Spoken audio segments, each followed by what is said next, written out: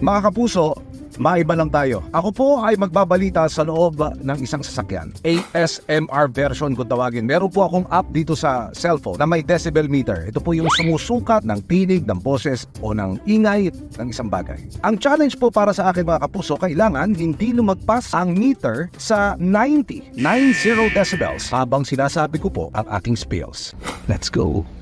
Tinatamad o ayaw mo bang bumoto kasi barangay elections lang naman? Naku, baguhin ang mindset na yan. Sa barangay nagsisimula ang lahat bilang basic unit ng government. Ang barangay ang pangunahing nagpaplano at nagpapatupad ng mga aktibidad para sa inyong barangay. Nagsisilbi rin itong venue para sa forum ng iba't ibang pananaw na dapat ipaalam sa local government unit o maging sa national government. Ayon sa datos ng Philippine Statistics Authority as of June 2023, hindi bababa sa 42,000 ang barangay sa buong bansa. Sa bawat barangay, kailangang magluklok ng 10 barangay at 7 kagawad para sa sangguniang barangay. Tungkulin ng punong barangay na ipatupad ang mga batas at ordinansang ginawa ng sangguniang barangay na tumatayong legislative body ng barangay. Trabaho rin ng punong barangay na panatiliin ang peace and order ng barangay, manguna sa emergency group kapag may kalamidad at pangasiwa ng mga aktibidad ng sangguniang kabataan. Sa sangguniang kabataan naman, kailangan magluklok ng isang SK chairperson at 7 SK members. Ang SK chairperson naman ang tatayong representative ng mga kabataan sa sangguniang barangay. Siya ang magpapatupad ng programa para sa development at empowerment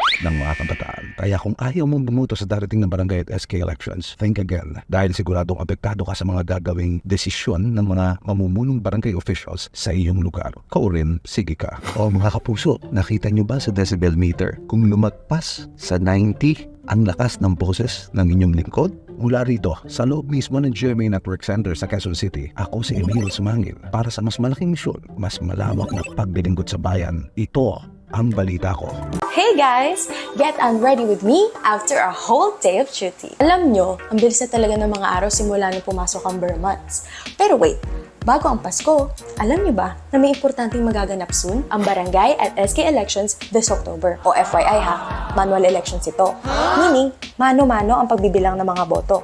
So, paano nga ba ang proseso nito? Ngayong 2023 barangay at SK elections, manual ang botohan. May 3 barangay lang ang magsasagawa ng automated election sa unang pagkakataon. Pagkatapos ng botohan, isa-isang babasahin ng electoral board chairperson ang mga balota, habang nire-record ng poll clerk ang bawat boto. Isusulat naman ng 3rd member ang bilang sa tally board. E paano kung mali o kulang ang naisulat mong pangalan ng kandidato sa balota? Kung nickname o alias ng kandidato ang isinulat mo sa balota, valid yan kung kilala siya sa pangalang ito sa inyong lugar. Eh kung jowa o beshi mo ang kandidato at call sa inyo ang naisulat mo sa balota, hindi pwede B. Sabi ng COMELEC, ang paggamit ng appellations of affection and friendship ay valid kung nakasulat din ang first name at last name ng kandidato. Kung first name o surname lang ng kandidato ang naisulat mo sa halip na buong pangalan niya at may 2 kandidato na pareho ang first name or surname, plus point ito sa incumbent candidate. Kaya mga kapuso, i-check na mabuti ang pangalan na isusulat nyo sa balota para nang sa ganon, punta sa tamang tao ang boto mo. Mula rito sa Quezon City, ako si Gail Cayetano. Para sa mas malaking misyon, mas malawak na paglilingkod sa bayan, ito ang balita ko. Ma'am Tina, bunot po kayo. At ang nanalo ay... Punutan lang ang peg? How true na kapag nagtayang 2 kandidato sa eleksyon, punutan ang magiging ending? Legit yan! Base sa Omnibus Election Code, sa tuwing may tie sa barangay election, magpapatawag ng special public meeting ang Board of Canvassers para magkaroon ng bunutan. Ang papalaring kandidato ang siyang uupo sa pwesto. Maglalabas ang Board of Canvassers ng certificate na may pangalan ng nanalong kandidato para pagtibayin ang kanyang proklamasyon. O, gets nyo ba? Kung ayaw ng kandidatong sumabak sa bunutan, pwede naman siyang mag-concede under oath. Mula rito sa COMELEC, ako po si Tina Pangariban Perez. Para sa mas malaking misyon, mas malawak na paglilingkod sa bayan, ito ang balita ko. Uy! Uy!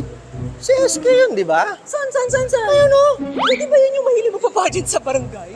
Thank you for that wonderful question. Hindi siya rin yung mahilig magpa-dance ko. Kasali ka rin, no? Nag-cramping ka, no? Hindi siya din yung hilig magpaliga. Liga? Nako, teka. Pag SK, liga agad? Judgmental yarn?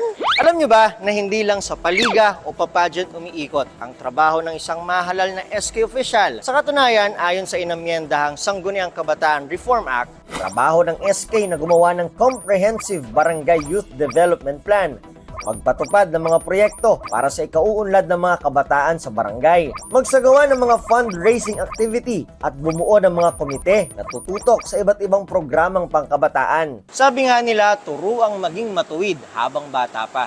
Kaya lahat ng transaksyon ng SK dapat pinubukas sa publiko. Oh, wait, there's more.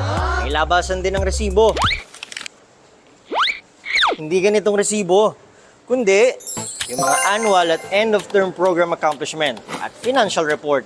Ang tanong, nagawa ba ng mga SK sa lugar ninyo ang mga pinangako nila o puro bola?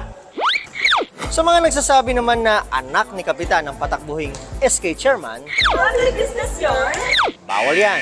Hindi pwedeng tumakbo ang may mga malapit na kamag-anak na kasalukuyang nakaupo sa pwesto.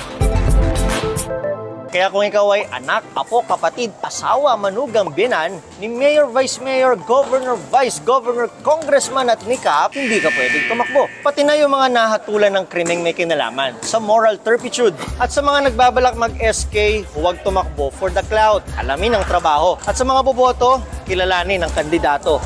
Hindi porke kamag-anak o BFF nyo, iboboto nyo na. Dahil ang Sangguniang Kabataan, hindi lang basta, paliga-liga lang. Mula rito sa Quezon City, ako si Nico Wahe para sa mas malaking misyon, mas malawak na paglilingkod sa bayan. Ito ang balita ko.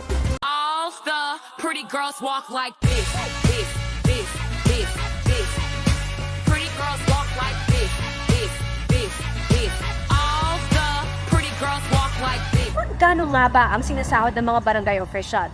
Ang sagot, hindi sahod ang natatanggap nila, kundi honorario. Ayon sa Local Government Code of 1991, hindi bababa sa 1,000 pesos ang dapat matanggap na honorarium ng barangay chairman. At least 600 pesos naman ang matatanggap ng barangay kagawad, secretary, treasurer at SK chairperson. Pero ang maximum rates nila,